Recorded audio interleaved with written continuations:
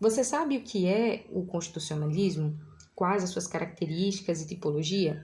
Para que possamos entender melhor, podemos iniciar com a definição de um conceito e depois demonstrarmos as características e as suas tipologias.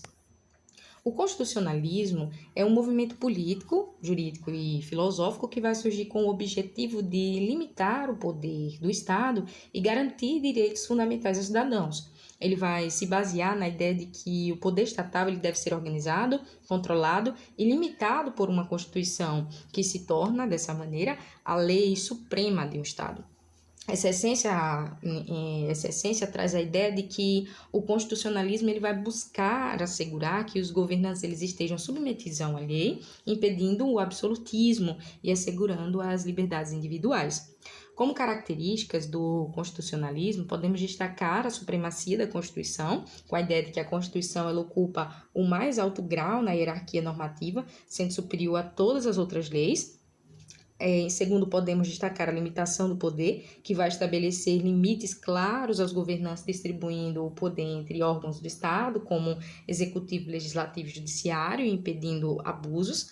Podemos destacar também a garantia dos direitos fundamentais, ou seja, o constitucionalismo ele vai proteger os direitos, liberdades e garantias dos indivíduos frente ao Estado. E nós temos também a característica relacionada à divisão dos poderes, que foi influenciada por Montesquieu, que busca separar e equilibrar os poderes legislativo, executivo e judiciário. Em quinto lugar, em quinta característica, podemos destacar a legalidade e o Estado de Direito. A ideia de que todos, inclusive o Estado, eles vão estar sujeitos às normas estabelecidas pela Constituição. E, por último, como característica do constitucionalismo, podemos destacar o controle de constitucionalidade, que é um mecanismo que garante que as leis e os atos do Estado eles estejam de acordo com a Constituição. Quando vamos falar sobre a tipologia do constitucionalismo, podemos mensurar que ele se manifesta em diferentes momentos históricos e ele vai assumir a cada momento histórico uma característica própria. Podemos destacar, inicialmente, o constitucionalismo liberal, que pode ser conhecido também como constitucionalismo clássico e vai surgir ali no século XVIII e século XIX. Ele vai surgir nas revoluções liberais, que foram as revoluções francesas e americana. Porque nesse período havia uma necessidade de limitar o poder do Estado, especialmente do rei e do governo em questão. Nós tínhamos a necessidade também de garantir os direitos individuais, como liberdade, propriedade, segurança e resistência à opressão momentânea. Nós tínhamos a necessidade também de organizar o Estado por meio de uma Constituição escrita que definisse claramente os poderes e as garantias dos cidadãos, além de estabelecer a separação dos poderes em executivo, legislativo e judiciário, que foi uma ideia defendida por pensadores como Montesquieu. Nas revoluções, como na Revolução Americana, nós tivemos o surgimento da Constituição dos Estados Unidos em 1787, que foi a primeira Constituição escrita no mundo, consolidando o modelo liberal. Na Revolução Francesa, a Declaração dos Direitos do Homem e do Cidadão, que foi em 1789, e a Constituição de 1791, que vão ser marcos que aconteceram do constitucionalismo liberal ali na Europa. E o constitucionalismo liberal, ele enfatiza a limitação do poder estatal e protege das liberdades civis e traz uma proteção às liberdades civis e políticas, como liberdade, propriedade, o devido processo legal. Esse constitucionalismo vai trazer uma Constituição com foco negativo, ou seja, que vai atuar limitando o Estado, não impondo obrigações diretas, é claro, que não seriam obrigações em sentido político, certo? Mas sim a ideia da limitação do poder do Estado em relação ao indivíduo. Nós temos pensadores que influenciaram nesse constitucionalismo liberal, como John Locke, com a defesa dos direitos naturais e essa ideia do contrato social. Ele defendeu que todos os indivíduos possuem direitos naturais, que é no caso da vida, liberdade, propriedade, e que eles existem, todos esses direitos existem, mesmo antes da formação do Estado.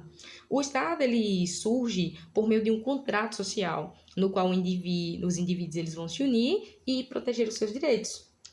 Assim, o poder estatal ele deve ser limitado, e subordinado à lei. E qualquer governo que viole os direitos naturais, ele vai perder a legitimidade. né? Locke ele influenciou diretamente as constituições liberais, como a Constituição dos Estados Unidos, né, e a Declaração dos Direitos do Homem e do Cidadão na França, como já dito anteriormente. Além disso, nós temos a influência de Montesquieu com a teoria da separação dos poderes, porque ele defendia que a melhor forma de evitar abuso de poder era através da separação dos poderes em três funções, sendo o legislativo, que cria as leis, o executivo, que administra e governa, e o judiciário, que julga e garante a aplicação dessas leis. E essa divisão ela vai garantir freios e contrapesos, ou seja, um poder ele vai limitar o outro, impedindo assim que haja um autoritarismo e abuso em relação ao outro. Nós temos também o destaque para o constitucionalismo social, que vai surgir após as crises do capitalismo e as guerras mundiais. Ali nós vamos ter nesse período uma crise do modelo liberal clássico, né? O constitucionalismo liberal ele surgiu ali no século XVIII e ele defendia basicamente os direitos civis e políticos, como liberdade, propriedade, igualdade formal, como já falamos anteriormente, mas ele não garantia direitos sociais, como saúde, educação, trabalho, providência, e com o avanço da industrialização, né? Surgiram grandes desigualdades, como pobreza, exploração do trabalho, concentração de renda. E o Estado liberal ele se mostrava incapaz de resolver esses problemas. Então, como nós tivemos guerras, especialmente a primeira e a segunda, que geraram desemprego em massa, fome, destruição e miséria, a população começou a exigir mais proteção social e intervenção do Estado para garantir dignidade e segurança mínima, que era o certo, né, naquela situação. Então, o constitucionalismo social ele vai surgir para superar os limites do Estado liberal, né? Ele vai incluir na Constituição direitos sociais, econômicos e culturais. E ele vai estabelecer um Estado que vai ter relação com o bem-estar social, uma maior atuação estatal na promoção da dignidade e da justiça social. Nós temos dentro do constitucionalismo social pensadores como Karl Marx, né, que ele foi um inspirador crítico, né, ele influencia nas demandas sociais, defendendo que os direitos eles não sejam apenas formais, né, mas efetivos. E embora ele não tenha sido um constitucionalista, Marx ele foi um crítico das desigualdades geradas pelo modelo liberal. Então ele defendia que os direitos eles não podiam ser apenas formais ou declaratórios, eles deveriam ser efetivos e concretos na vida das pessoas. E a crítica que ele fez ao capitalismo influenciou movimentos sociais, sindicatos e pressionou o Estado a incluir nas constituições direitos sociais, econômicos e trabalhistas, né? Além dele, nós podemos destacar Conrad Hess, que defendia a força normativa da Constituição, como já vimos. E ele defendia também a ideia de que a Constituição ela não é apenas um texto, mas um instrumento para transformar a realidade social. Ele rompe com a visão de que a Constituição ela é apenas um reflexo da realidade, né? Como defendia Conrad Hess. E ele vai defender a Constituição como um objeto que possui força normativa, ou seja, que é capaz de transformar a realidade social.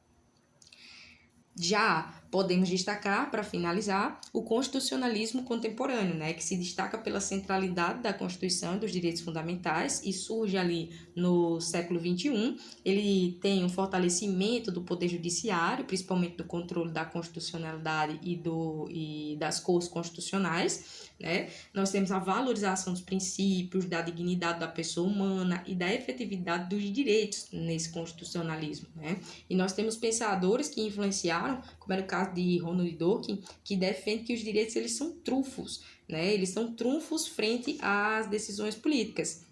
E ele defende que os direitos fundamentais, né, eles têm prioridade sobre as decisões políticas e utilitárias, né? Isso significa que os direitos individuais eles não podem ser simplesmente ignorados ou sacrificados em nome da maioria ou do interesse público, né? E temos essa visão perante ao constitucionalismo contemporâneo que enfatiza muito essa ideia certo? De destaque, né, a centralidade da Constituição e também do fortalecimento de um poder judiciário, né, a valorização de princípios como a dignidade da pessoa humana e a efetividade dos direitos são essenciais e principais para um destaque e uma melhor definição do que seria esse constitucionalismo contemporâneo, né? Outros pensadores, eles também acreditam, certo, que a Constituição ela não é apenas um texto, mas uma garantia real e eficaz contra abusos.